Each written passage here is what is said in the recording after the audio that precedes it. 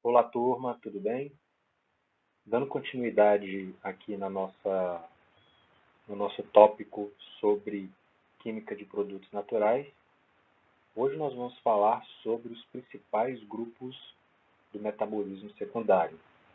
Nós vamos ter esses três grupos que nós vamos abordar no nosso curso: terpenos, substâncias fenólicas e alcaloides. Então nós vamos começar a falar sobre terpeno. Então, as nossas aulas daqui para frente, vamos abordar esse grupo químico, vamos abordar como que eles são subdivididos, né, algumas características químicas, como que eles são formados e alguns exemplos importantes da utilização dos terpenos. Quando nós falamos de terpeno, nós estamos falando de um grupo químico que ele tem uma abrangência muito grande dentro dos vegetais. Um exemplo para você saber a utilização de um terpeno é quando você, por exemplo, vai usar uma borracha, né? Vai usar uma borracha para apagar alguma coisa. Aquela borracha é o látex. O látex, parte daquela borracha vem de látex, e esse látex é de origem natural. Esse látex de origem natural vem daquela planta da seringueira, né? Quando você corta, né, o caule, você tem um látex branco saindo ali. Aquele látex em contato com o oxigênio do ambiente, ele vai endurecer, vai se polimerizar, e aquele látex ele é formado basicamente por terpenos. Então, é um polímero de terpenos. Então, a borracha não é nada mais, nada menos que um polímero. É um polímero de isopreno. Então, é só um exemplo que eu quis mostrar para você da utilização do terpeno no nosso dia a dia. Por definição, terpenos são substâncias de origem natural com grande variedade estrutural formado por unidades isoprênicas. Então, o que caracteriza justamente o terpeno são essas unidades isoprênicas. Eu quero que vocês entendam que unidade isoprênica é como se fosse um tijolinho que são utilizados para a formação de uma estrutura. No caso aqui, uma casa. Né? O isopreno ele é um tijolinho na formação dos terpenos. Então, ele é um tijolo na formação dos terpenos. Então, essa analogia é mostrar que os terpenos ele é formado por várias unidades isoprênicas. Mas, então, o que seria uma unidade isoprênica? O que define ser uma unidade isoprênica? Uma unidade isoprênica ele caracteriza por ser um hidrocarboneto. Então, aqui você tem um hidrocarboneto. Como nós já vimos, e vocês já devem saber, hidrocarbonetos são moléculas que contêm carbono e hidrogênio. E essa unidade isoprênica tem uma característica na quantidade de carbono. Eles apresentam 5 átomos de carbono. Então, esse hidrocarboneto ele tem 5 átomos de carbono. E ele tem essa cara, né? Esse formato aqui, essa forma estrutural. É uma cadeia de 4 carbonos ligado a um substituinte metilado. E uma unidade isoprênica, né, ele apresenta essas ligações duplas na sua estrutura. Então, ele é um hidrocarboneto insaturado, né, porque eu tenho a presença de ligações duplas aqui. Se vocês observarem bem, nesse desenho aqui do lado esquerdo, você tem uma parte dessa molécula que a gente denomina cabeça. E você observa que ele tem dois carbonos na sua extremidade, ligado por um carbono. E a parte cauda, né? Isso mostra que quando essas unidades isoprênicas são reunidas, sofrem reações, elas têm uma forma de reagir cabeça-cauda, que a gente vai ver mais à frente. Então, isso daqui é uma unidade isoprênica. Tá? Uma unidade isoprênica é um hidrocarboneto formado por 5 átomos de carbono, sendo ela insaturada, formado por ligações duplas. E como que esses isoprêmios eles são formados? Então, só lembrando que essa substância ela é formada a partir da fotossíntese, na formação da glicose, aí a glicose dá origem à acetilcoenzima, nós vimos isso na aula introdutória sobre química de produtos naturais. Essa acetilcoenzima A dá origem aos terpenos por essa via mesalonato. Tá? Não precisa saber a síntese, como que é essa via, não. O que eu quero que vocês entendam é que os terpenos eles são formados por unidades isoprênicas a partir de uma rota biossintética na qual tem como intermediário a acetilcoenzima A. Então, você tem essa parte da rota que nós vamos estudar agora aqui nessa parte do curso. Como que são formadas essas unidades isoprênicas? Então, como eu falei para vocês, as unidades isoprênicas apresentam o quê? 5 átomos de carbono. Como que essas unidades são formadas? Elas são formadas a partir da acetilcoenzima A, que é aquela substância intermediária extremamente importante na obtenção de substâncias do metabolismo secundário. Então, essa aqui é a cara da acetilcoenzima A. Olha só como que ela é gigante. E a parte que nos interessa nesse processo todo é somente essa parte verdinha que está marcada aqui para você.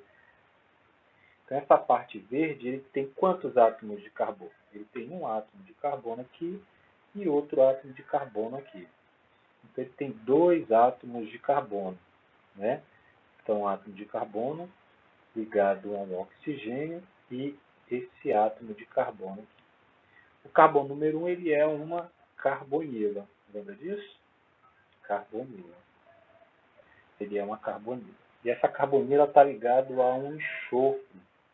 Então, esse enxofre que faz parte de toda a acetilcoenzima A.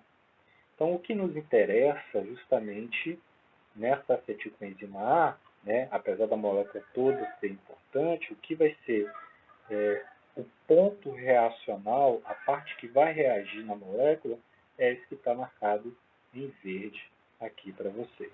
Essa parte aqui. Tá? Como que isso acontece?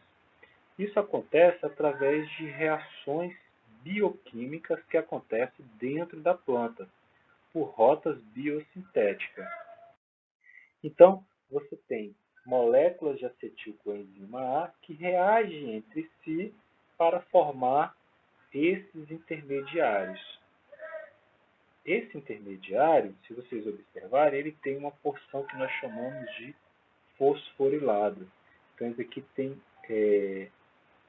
esse OPP, quer dizer que essa molécula é fosforilada. Ou seja, ela tem fósforo na sua estrutura. E quando essa molécula tem fósforo na sua estrutura, ela é altamente energética. Então, ela tem grande quantidade de energia. Se ela tem grande quantidade de energia, ela facilmente sofre reação. Então, ela sofre reação muito fácil. Então, nesse caso aqui, para eu formar a unidade isoprênica, né, aquela unidade isoprênica de 5 átomos de carbono, eu vou precisar de uma quantidade grande aqui de acetilcoenzima A. E elas reagem entre si. Então, eu vou precisar aqui de 4 a 6 moléculas de acetilcoenzima A para que essa reação aconteça. Então, eu vou ter a reação entre acetilcoenzima A por várias rotas biosintéticas. Eu vou ter esse intermediário. Esse primeiro intermediário nós chamamos de pirofosfato de isopentenila. Pirofosfato de isopentenila. Se vocês observarem bem esse pirofosfato de isopentenila, ele tem 1, 2, 3, 4, 5 átomos de carbono. Ele é quase uma unidade isoprênica. Ele só não é uma unidade isoprênica ainda porque ele tem a presença dessa parte da molécula fosforilada. Tá? A gente atribui uma sigla que é o IPP, pirofosfato de isopentenila. Esse pirofosfato de isopentenila, ela sofre uma isomerização na qual você tem uma mudança, olha aqui, ó, uma mudança da ligação dupla. Então, você tem aqui uma mudança da ligação dupla para a parte mais interna da molécula. Então, essa dupla sai daqui e vem para cá, ficando nessa região. Ele sai da região da cabeça para a região mais próxima da cauda. Tá? Então, essa mudança de dupla obtém uma outra substância que nós chamamos de pirofosfato de dimetilalila, que é justamente um isômero do pirofosfato de isopentenila. Então, você tem aqui uma isomerização. Essa isomerização, o que é um isômero? São moléculas que têm a mesma quantidade de átomos, porém apresenta a fórmula estrutural diferente. Então, esses aqui eles são isômeros. A partir do pirofosfato de isopentenila e do pirofosfato de dimetilalila, é obtido, é sintetizado dentro da planta todos os tipos de terpenos encontrados na planta. É o que nós vamos ver daqui para frente. Ok? Então vamos lá. O primeiro terpeno que nós vamos estudar, nós chamamos de M-terpeno. O que seria um M-terpeno? É um terpeno com 5 átomos de carbono. Só quero mostrar para vocês aqui o seguinte. Um M-terpeno, ele não tem a presença dessa parte fosforilada. Isso daqui é um M-terpeno, que é uma subclassificação dos terpenos. Então, dentro do terpeno, nós temos várias outras classificações de terpenos. E a primeira dessa é o M-terpeno, que é um terpeno com 5 átomos de carbono. Esse M-terpeno ele é originado a partir do pirofosfato de isopentenila. Então, você tem a perda do fosfato, e esse fosfato dá origem aos grupos de terpenos de 5 átomos de carbono, que nós denominamos de M-terpenos. Ok? E essas unidades isoprênicas, na forma de pirofosfato de isopentenila, ou também na forma de pirofosfato de dimetilalila, elas podem reagir entre si para formar outros terpenos. Então, aqui tem alguns exemplos de M-terpenos. Se vocês observarem bem, aqui nessas estruturas, todas essas moléculas têm 5 átomos de carbono. Tá? E você tem variações estruturais e funcionais também das características orgânicas. Então, por exemplo, aqui eu tenho um M-terpeno que nós chamamos de prenol. Eu tenho uma parte de um álcool, eu tenho um alceno. Se vocês observarem, eles apresentam 5 átomos de carbono. Já esse ácido isovalérico, ele já tem um derivado de ácido carboxílico. O ácido angélico também tem um derivado de ácido carboxílico. E então esse daqui, esse último, ele já é um ciclo, com 5 membros, sendo fechado por um heteroátomo. Mas se observar bem, eu continuo tendo 5 átomos de carbono. 1, 2, 3, 4, 5. Tá? Então eu tenho essas formas, essas variações químicas dentro do M-terpeno. Então, todos esses exemplos que eu estou mostrando para vocês aqui, eles são classificados como M-terpenos. E todo M-terpeno, ele é um terpeno. Então, olha só, quando eu tenho um pirofosfato de dimetilalila reagindo com o pirofosfato de isopentenila, né? Lembrando que eles são unidades isoprênicas, então os terpenos são formados por unidades isoprênicas. Essas unidades isoprênicas, elas reagem entre si para formar os terpenos, tá? Então, tem unidades isoprênicas aqui, unidades isoprênicas reagindo entre si para formar os terpenos. Então, eu tenho essas duas unidades isoprênicas fosforilada, o pirofosfato de metilalila e o pirofosfato de isopentenila, ela reage entre si, né? E ao reagir entre si, você tem a formação desse intermediário. Esse intermediário denominamos de pirofosfato de geranila. Observe bem que esse pirofosfato de geranila já é uma substância que apresentam 10 átomos de carbono, porque veio de 5 de um, 5 do outro, reagiu os dois, formou o pirofosfato de geranila. Então, esse pirofosfato de geranila dá origem ao que nós chamamos de um outro grupo de terpenos, denominado de monoterpenos. Quem são os monoterpenos? São terpenos com 10 átomos de carbono na sua estrutura. Então, aqui tem alguns exemplos esses que você já deve ter visto, mentol, né? O limoneno. Então, quando você espreme a laranja, espreme o limão, você está sentindo o cheiro de um monoterpeno. Quando você masca um chiclete à base de menta, você está sentindo o cheiro de um monoterpeno. Então, todas essas substâncias, elas são monoterpenos.